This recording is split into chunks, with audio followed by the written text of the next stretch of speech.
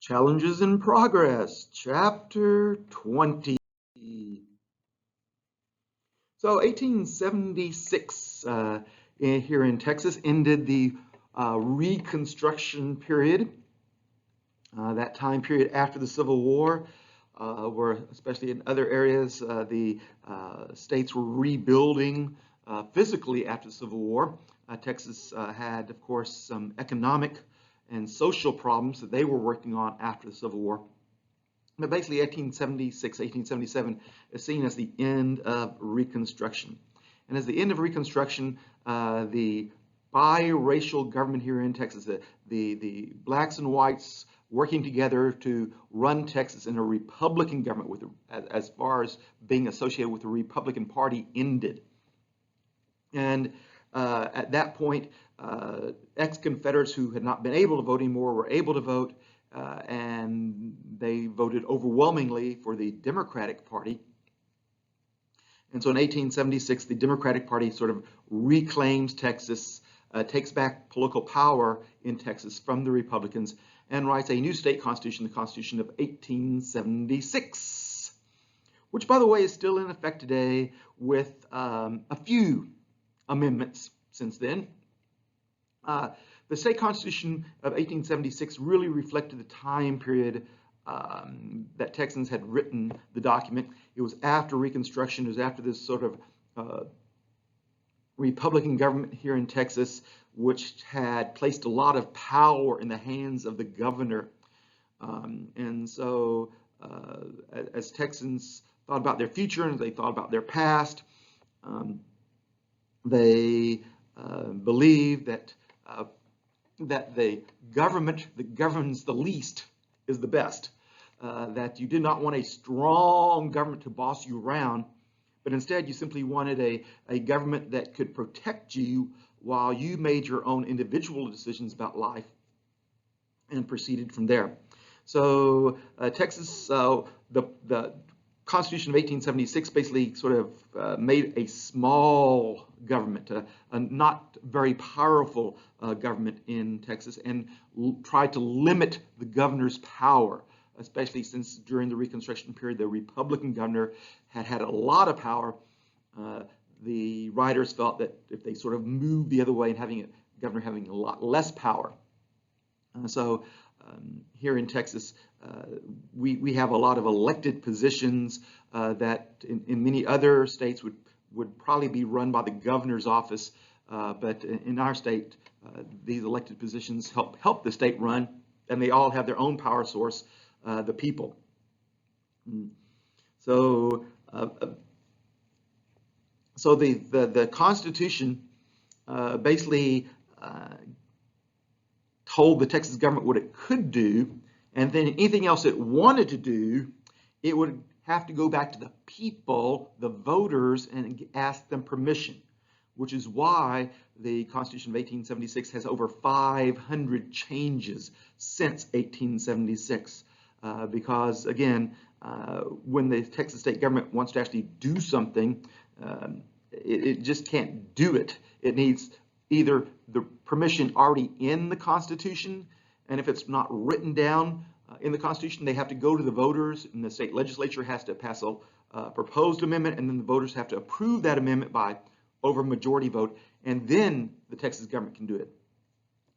So that keeps, the Texans felt that would keep power close to the people, and that would prevent the government from basically bossing them around. Of course, in the Constitution, there were already ideas. It tried to encourage, for example, railroad building by giving public land to build railroads. So basically, for every mile of railroad you built, you basically got about 16 square miles of public land. So that would encourage railroads to build here in Texas, which, as we'll see, they did. Unfortunately, this was a time period as well as the Reconstruction period ended. Once the Democrats get their power back from the Republicans, they want to make sure that they keep their power. Just like, most people, if they get rich, they don't want to be poor again. Most people, if they get certain powers and they're able to, better run their own lives, they don't want to give those powers up again. And so the Democrats, once they got power in Texas, they wanted to make sure those Republicans didn't get back their power. And certainly one way of doing that, they felt, was by blocking African Americans from being in power. Because, of course, during the Reconstruction period, there's a biracial coalition, basically the Anglos, the whites, and the blacks, African Americans, running things together in Texas. So, and because the Republican Party, headed by Abraham Lincoln, had been in the forefront to free slaves during the Civil War, many newly freed slaves and many of their descendants for a long time felt that they owed the Republican Party something. And so if you were an African American in Texas, probably 99.9% of the time, you would be a Republican. You would be voting Republican. And so the Democrats, realizing this, if you're trying to prevent your political enemies from gaining power, first of all, you have to identify your political enemies. But that was one way they identified their political enemies, because basically the African Americans were going to be voting Republicans. So if you can stop the African Americans from voting Republicans, then you can basically sort of make the Republican Party very weak in Texas. And so the new Democratic state government passed a series of laws, sometimes called Jim Crow laws, to basically segregate African Americans from the rest of Texans, basically trying to make them second-class citizens by restricting where they could sit in public places and in public transportation, things like this.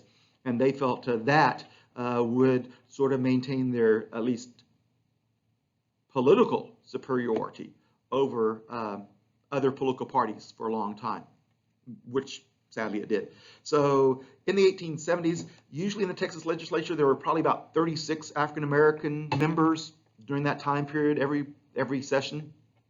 But in the 1890s, after Jim Crow laws were passed, there were usually only about 3 African Americans in the legislative session. So the laws certainly did have their intended effect on the Republicans and unfortunately on African Americans as well. During this time period, African Americans did not feel that they were the only ones discriminated against. Women were also feeling they were discriminated against. This was a time that many women in the United States were thinking about getting the right to vote, which is called suffrage, not suffering. I'm sure women were suffering, but they wanted suffrage, which is the right to vote. And so in Texas, Texas women were in many ways no different than women across the country, and they started petitioning and asking the state legislature to grant them the right to vote, although the state legislature for a long time refused to do that. At the very same time, women were involved in the temperance movement. The temperance movement is not about temper. It's not about being mad. It's about controlling yourself. It's about not drinking alcoholic beverages. And so for many women, alcoholism hurt their families. It hurt them. In many ways, women bore sort of the brunt or the real effects of alcohol in the United States, all the negative effects of alcohol in the United States. And so women are in the forefront to try to do something about that. First, by trying to restrict the amount of alcohol that could be sold, perhaps by, for example, blue laws, which would ban the sales of alcohol on Sundays, but also trying to ban, for example, the sale of alcohols after certain hours, so that people, would not drink to excess and get drunk and do crazy and oftentimes criminal acts for that. So women were in the forefront. They were in the sort of the front of that movement to try to curb alcoholism. And eventually, when it was not being curbed, they felt that that prohibition, or trying to prohibit even the drinking of alcohol, might be a good solution for that. Having said that, most women in Texas were still working in their homes, were still basically uh, concerned with raising of their families, raising of the kids, making sure the household was good. Although about by this time, 1870s, 1880s, 1890s, about 12% of women worked outside the house, some in agriculture, some as teachers, some in restaurants, some as domestics, that is basically being maids in other households and earning money that way, some as dressmakers, some doing laundry, not the family laundry, but basically doing laundry for money. And so, again, a larger percentage of women working outside the household as the years went on. During this time period, the railroads were expanding in the late 1800s. The roads, for example, in 1875 had about 1,600 miles of track. By 1900, they had 10,000 miles of track in Texas. And again, that was one reason is because the state legislature, again, gave public land to the railroads to build. So by 1900, the railroads probably had about 30 million acres of land in Texas. They had gotten simply because they had built railroads here. And that would make it, the railroads one of the largest landowners in Texas. And of course, they could do many things with that land. The crops they grew on the land, the lumber they grew on the land, made the railroads richer. And eventually, the railroads would get even richer by selling some of that land to cities to create new neighborhoods and places for people to live. So the railroads were expanding, and they helped start many towns. Of course, the more towns you start, the more riders you're going to have from place to place. If you start two towns, town A and town B, and you put a railroad between them, people in town A want to get to town B, so they pay a ticket on your road to go to town B, and of course you want to get back from town B to town A, you have to pay another ticket to get back to town A. So it actually created customers for the roads, the more towns that were created, and especially if, of course, the towns grew into cities, that was even more customers on the roads going from place to place, but also, of course, the railroads were important for business here in Texas as well. Having said that, in 1870, only about 1% of Texans worked in industrial jobs. Agriculture still sort of ruled Texas. And so in Texas, one of the major industries here was meat packing. After the invention of the refrigerated railroad car, which of course some mornings here seems like we're in a refrigerated railroad car, that means that you could slaughter the cows here in Texas. You didn't have to drive them all the way to Kansas to put them on the railroad cars. You could slaughter the cows here in Texas, take that meat, refrigerate it, and then ship it to Chicago and ship it to New York and ship it to Philadelphia and ship it to the East Coast cities where they needed the meat, where there were a lot of people that needed food. And so the meatpacking industry became really important in Texas as far as the industrial jobs were concerned.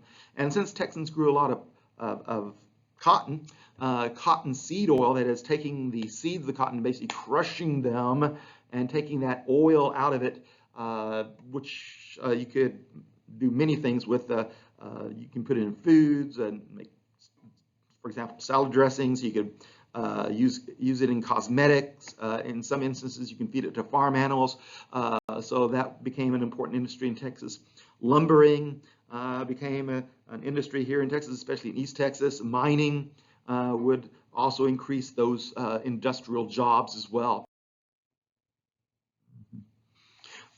However, the roads did have a drawback because the road companies had so much power.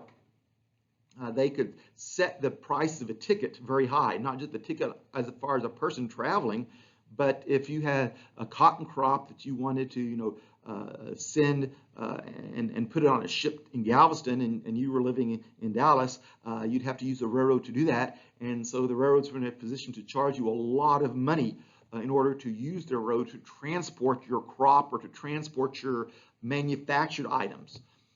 So unfortunately for farmers, after the Civil War period, many of them had started to expand cotton production based on needs in the United States and needs in the world, and they had borrowed money to purchase more land. But then in the 1880s and 1890s, 1870s, 1880s really, there was a series of sort of depressions, economic downturns in the United States and in the world, which means you're getting a lower price for your cotton, which means farmers had borrowed all this money, but now were unable to pay it back. Along with that, now, of course, farmers were trying to pay these very high shipping costs for their cotton and other crops, and with the low amount of money they were getting for their cotton crop, now they had to not only pay back the banks, but they also had to pay the railroad to take their cotton crop if they wanted any money at all, and that really caused many of the farmers here in Texas to go into debt, and that debt and bad conditions for farmers resulted in them joining together to try to do something about that in what's called the Grange.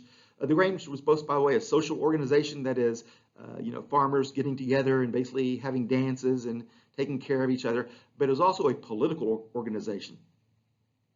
So the Grange tried to get the Texas legislature to get the railroads to lower their rates,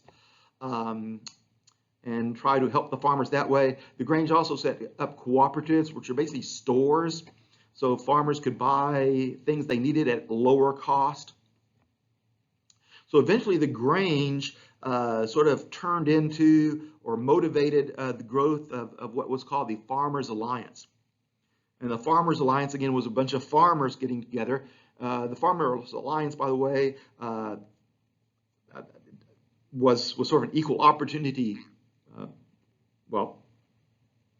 group as far as getting farmers together, but their main job, again, was to benefit farmers by getting low interest loans from the bank and by getting those railroads to reduce their rates. And when government still did not respond, and Texas government still did not respond, the Farmers Alliance basically grew into the Populist Party, another sort of political party.